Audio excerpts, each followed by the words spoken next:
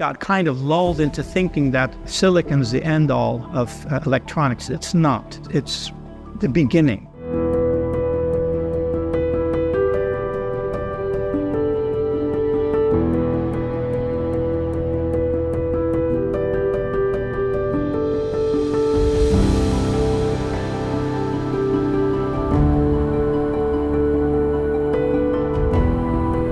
Most recent paper, we started to figure out how to turn graphene into a semiconductor, because natural graphene is not a semiconductor.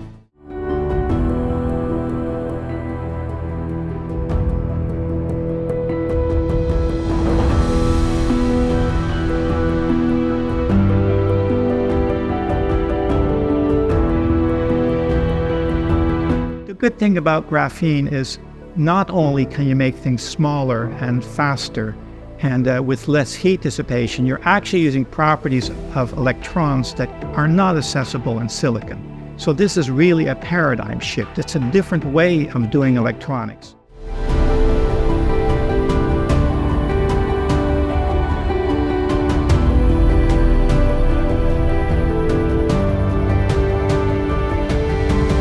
Graphene is the next step.